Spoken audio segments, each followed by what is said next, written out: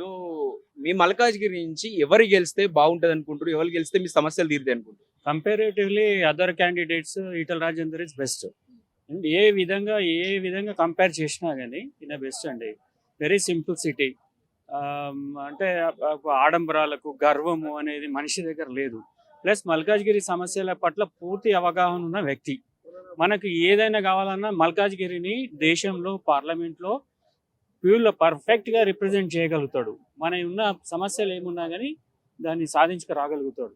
ఆ కెపాసిటీ ఆయనకు ఉన్నది. అది మోడీ కావాలా? రాహుల్ గాంధీ కావాలా? మోడీయే కావాలండి.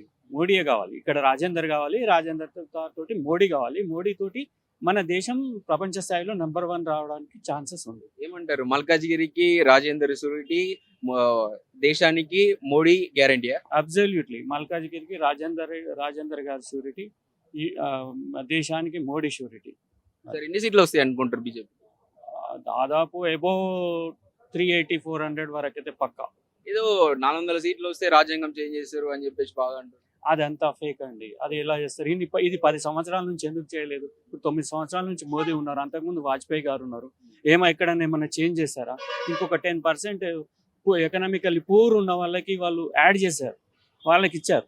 కానీ వాళ్ళు ఎప్పుడు తీసేయలేదు కదా. వాళ్ళు చేంజ్ చేసిన కూడా తప్పేముంది? ఇప్పుడు అప్పట్లో రాసిన రాజ్యాంగం అప్పటి సిచ్యువేషన్స్ పడే రాసిరు. ఇప్పుడు కొత్తగా అంతా చేంజ్ అయింది. ఇప్పటి ప్రకారం రాసుకోవాల్సిన అవసరం కూడా ఉంటది కదా. అవును, అది అబ్సల్యూట్లీ రైట్ అండి. ఎప్పుడైనా కానీ మారుతున్న కాలాన్ని బట్టి మనము మారుతుండాలి, మన చట్టాలు మారుతుండాలి, మన అన్ని మారుతుండాలి. మన యొక్క జీవన శైలి నడవడే మారిపోయింది. అలాంటప్పుడు మనము కొంచెం అప్గ్రేడ్ వచ్చినప్పుడు మన చట్టాలు కూడా అప్గ్రేడ్ కావాలి. అందరము ఒక విధంగా ఆలోచించాలంటే అందరూ కలిసిమెలిసి ఉండాలి. కులం, మతం, క్యాస్ట్ ఫీలింగ్ అనేది కంప్లీట్గా కొంచెం తగ్గించాలి, పోవాలి అని అంటే ఇలాంటివన్నీ కొంచెం ఏదైనా క్రిమిలేయర్ సిస్టమ్ లాగా పెట్టి ఆ రిజర్వేషన్స్ ఏదైతే ఇప్పుడు అంతా ట్రోల్ చేస్తున్నారో దానికి ఒక ఎండ్ అనేది ఉండాలి. అంటే క్రిమిలేయర్ సిస్టమ్ పెట్టి అనుభవించిన వారే అనుభవించకుండా కింది వారు అనుభవించేలా దానికి ఒక ఫైనల్ ఆర్థిక అది పెట్టేసి ఒకసారి ఒకరికి ఈ రిజర్వేషన్ అనేది ఇంప్లిమెంట్ అయిందంటే నెక్స్ట్ ఇంకా వేరే వాళ్ళకి ఇంప్లిమెంట్ అయ్యేలాగా చూస్తే అది బెటర్ అన్నమాట. ఎగ్జామ్ చూసుకున్నట్టయితే పెద్దపల్లి నుంచి వాళ్ళ గడ్డం వినోద్ వాళ్ళు ఆల్రెడీ ఇద్దరికి ఎమ్మెల్యే సీట్లు వచ్చినాయి. మళ్ళీ అదే ఎస్సీ కేటగిరీ నుంచి ఇప్పుడు పెద్దపల్లి నుంచి వాళ్ళ కొడుకుని పోటీ చేస్తారు. అంటే రిజర్వేషన్లు ఉన్న వాళ్ళే, అగ్రవర్ణాలు ఉన్న మళ్ళీ ఉపయోగించుకుంటారు. ఏమంటారు? ప్రతి ఒక్కటి అదే అలాగే జరుగుతుందండి. ఈవెన్ కలెక్టర్స్ ఉన్నారు, కలెక్టర్స్ కొడుకులు వాళ్ళు యూజ్ చేస్తున్నారు.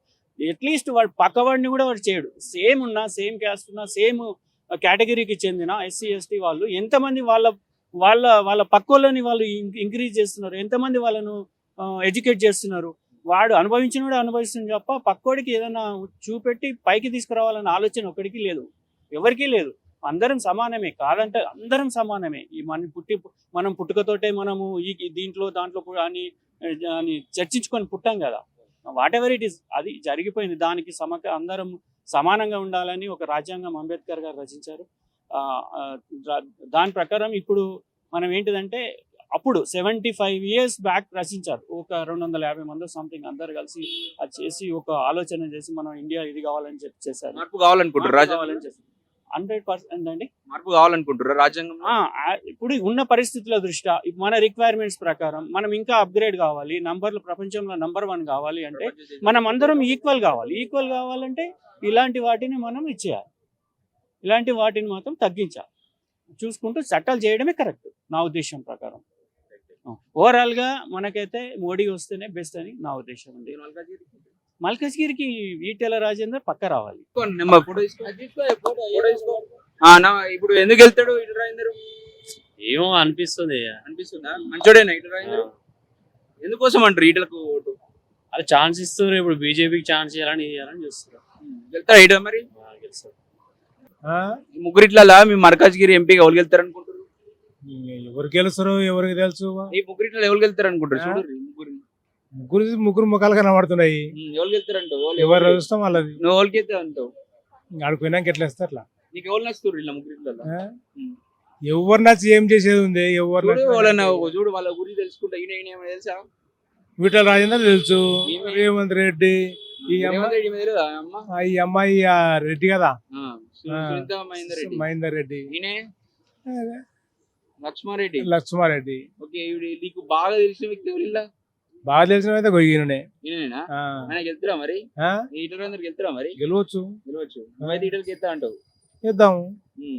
చూపి, తీసుకో ఫోటో తీసుకో. ఉన్నాము. చూపి, కెమెరా చూపి. ఈటలకి వేస్తావు. వేస్తాం, చూపిస్తాం మొత్తం ప్రపంచానికి. చూపిస్తా. చూపి. ఇప్పుడు ఎంపీ ఎలక్షన్ వస్తున్నాయి కదా, మల్కాజ్గిరి నుంచి ముగ్గురిట్లలో ఎవరు గెలుస్తారు అంటావు? ఈటల రాజేందర్. తీసుకోండి వాళ్ళ ఫోటో. ఏడుంది ఈటల? కెమెరాకి చూపి, కెమెరాకి చూపి.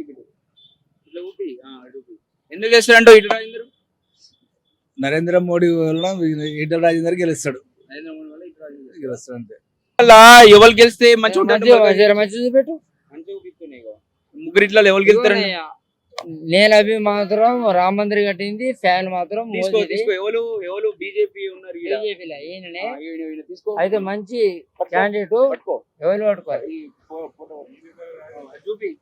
ఎటైనా అయిందరు మంచోడు. మంచోడు ఒకటి ఏ దోపిడి దేవం లీడు చేసి కూడా చూపెడతా. ఎవరు మంచోడయ్యా.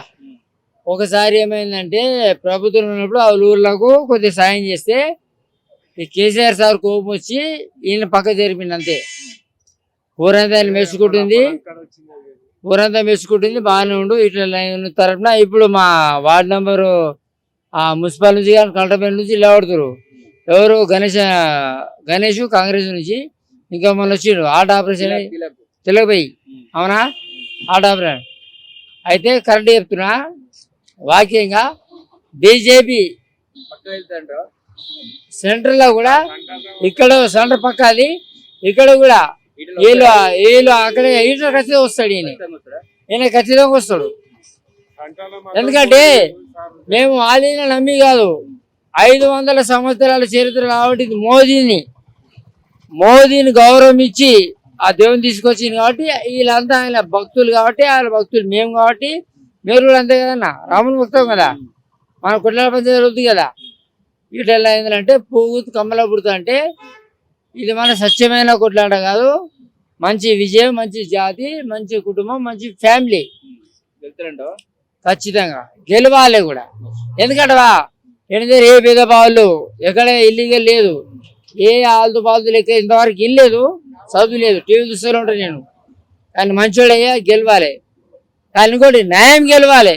ఈయన అవినీతి తప్పితే నేను కూడా చెప్పలేను, ఈయన అవినీతి తప్పితే నేను కూడా చెప్పలేను. కానీ ఇప్పటి వరకు న్యాయం గల వ్యక్తి ఈయన గెలవాలి. మోడీ గెలుతుంది. సంటాలు అయితే మోడీ ఉంటాడని చెప్పిన. ఈయన మరి ఇప్పుడు తెలుసు, మాకు తెలియదు. మేము రైతు, మేము మంచిగా ముందర కేసీఆర్ బీజేపీ మరి. అరే మేము పక్కా బీజేపీకి ఇక్కడ మల్కాజ్గిరి నుంచి ఉండొచ్చు. కాకుంటే